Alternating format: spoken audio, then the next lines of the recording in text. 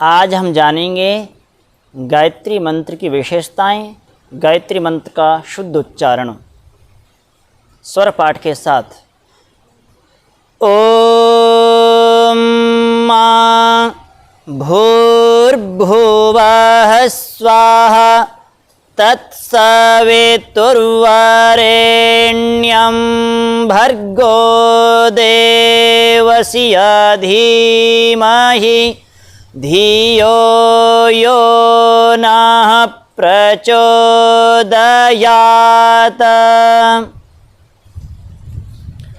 अब इस सामान्य रूप से उच्चारण शुद्ध। ओम भूर्भुवः स्वाहा तत्सवितुर्वरेण्यं भर्गो देवस्य धीमहि धियो यो नः प्रचोदयात्। कविता रूप में इसकी पंक्ति हम गाएंगे, गुनगुनाएंगे।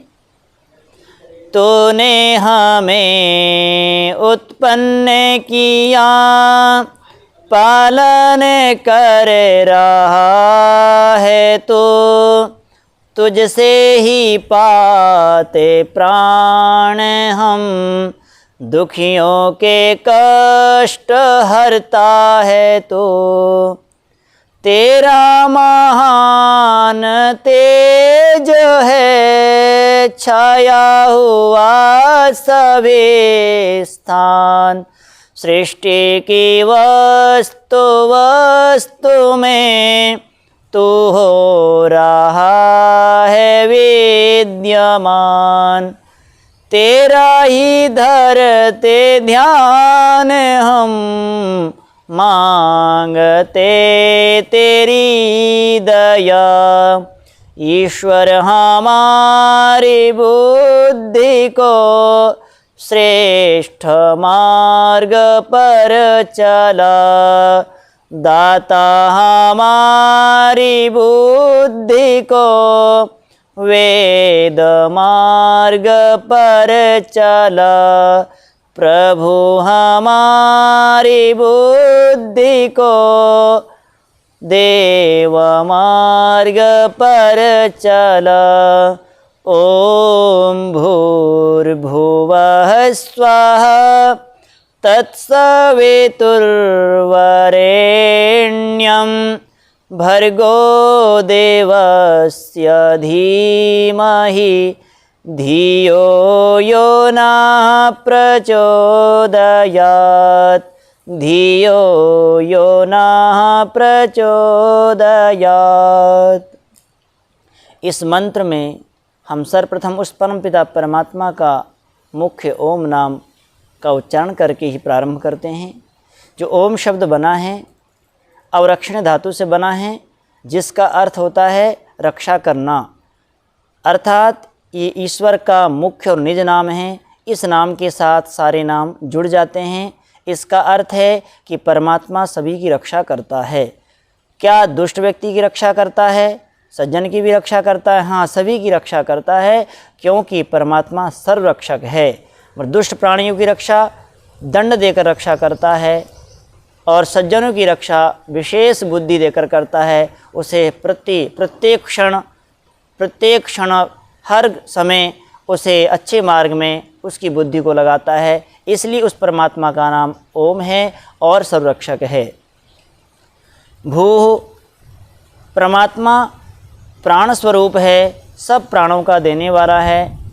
ख विनाशक है, ईश्वर सब दुखों को दूर करता है। स्वः सुख स्वरूप, सब सुखों को दाता है। तत् वह परमात्मा, सवितुः सकल ऐश्वर्य को उत्पन्न करने वाला, सकल ऐश्वर्य को देने वाला, सभी को उत्पन्न करने वाला उस परमात्मा का, उस देव का। तत्सवितुः वरेण्यम, वरण करें, अपने जीवन में धारण करें। भर्गः शुद्ध स्वरूप उस परमात्मा का। हम देवस्य, हम लोग उस ईश्वर का शुद्ध स्वरूप का अपने जीवन में धारण करें, शुद्ध रूप को धारण करें। शुद्ध स्वरूप देवस्य धीमहि, उस परमात्मा अपने जीवन में धारण करें। और शुद्ध स्वरूप परमात्मा देवस्य धीमहि भर्गो देवस्य धीमहि धियो यो नः प्रचोदयात्, वह परमात्मा हमारी बुद्धियों को श्रेष्ठ मार्ग में प्रेरित करे, सन्मार्ग में प्रेरित करे।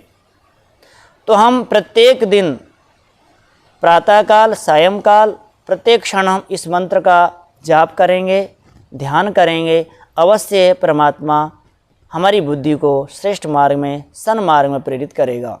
क्योंकि परमात्मा माताओं का भी माता है, पिताओं का पिता है। हमारा पिता होने के कारण हमें सन्मार्ग में प्रेरित करता है और हमें बुराइयों से बचाता है, अच्छे मार्ग में चलाने के लिए हमें श्रेष्ठ बुद्धि को प्रदान करता है। हम सभी प्रत्येक व्यक्ति, प्रत्येक मनुष्य को प्रतिदिन प्रातःकाल सायंकाल इस मंत्र का जाप और अर्थ सहित करना चाहिए, चिंतन मनन करना चाहिए। इस मंत्र को गायत्री मंत्र क्यों कहते हैं, इसके बारे में बताना चाहूँगा। कई भ्रांतियाँ लोगों में हैं कि गायत्री छंद होने के कारण इसे गायत्री मंत्र कहा है, ऐसा नहीं है। महर्षि मनु जी लिखते हैं, गायंतम त्रायति इति गायत्री। छंद शास्त्र में भी कहा है, जिसको गाकर व्यक्ति तर जाता है, मनुष्य अपने दुखों से छूट जाता है, दुखों से बच जाता है, श्रेष्ठ मार्ग की ओर चल पड़ता है।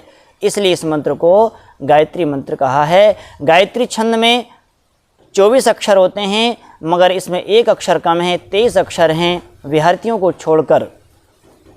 तो इसमें निश्चित गायत्री कहा है। एक कम अर्थात एक अक्षर कम को निश्चित गायत्री कहते हैं, एक ज़्यादा को भूरिज गायत्री कहते हैं। इसलिए इस मंत्र को गायत्री मंत्र कहा कि इसको लोग गाकर तर जाते हैं, इसलिए गायत्री मंत्र कहा है।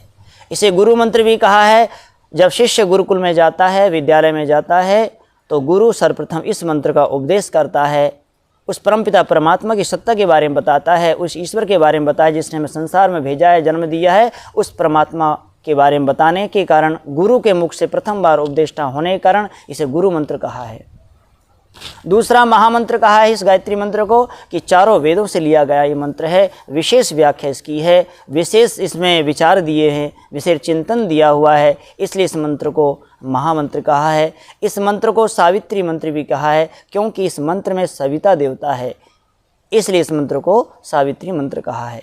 तो हम सारी बातों को जानना चाहिए। कई बार भ्रांतियाँ फैल जाती है समाज में।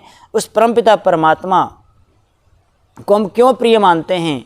क्योंकि वो संसार में, उसी ने संसार में भेजा है और उसी ने ही हमें मनुष्य जन्म दिया है, और वो प्राण स्वरूप होने के कारण, क्योंकि जिस प्रकार से डूबते हुए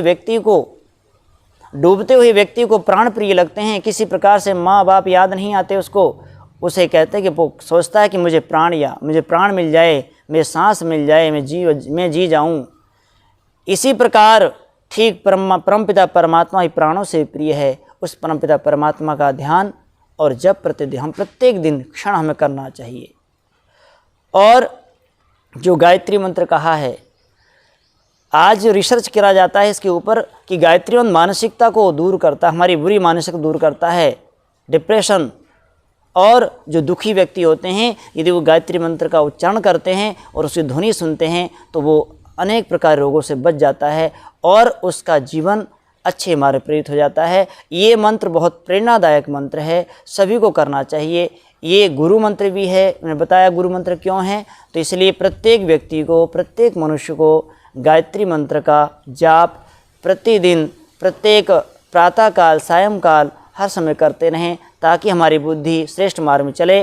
क्योंकि एक बुद्धि हमारे अंदर जीवन में ऐसी चीज़ है, यदि धन दौलत मिल जाए, संपत्ति मिल जाए, बाल बच्चे हो जाएं, परिवार मिल जाए, यदि हमारे जीवन में यदि बुद्धि नाम की कोई चीज़ नहीं है तो ये जीवन हमारा व्यर्थ है, निरर्थक है। इसलिए कहा कि यदि कोई कीमती चीज़, कोई कीमती वस्तु है, कोई कीमती पदार्थ है तो हमारे अंदर बुद्धि है, इसलिए बुद्धि कामना करना चाहिए। इस बुद्धि के कारण व्यक्ति बड़े से बड़े अच्छे कार्य, श्रेष्ठ कार्य को करता है और बुरे से बुरे कार्यों को भी करता है। यदि बुद्धि श्रेष्ठ होगी, उत्तम होगी, तो हम श्रेष्ठ मार्ग में चलकर हम अपने जीवन को सफल बनाएंगे।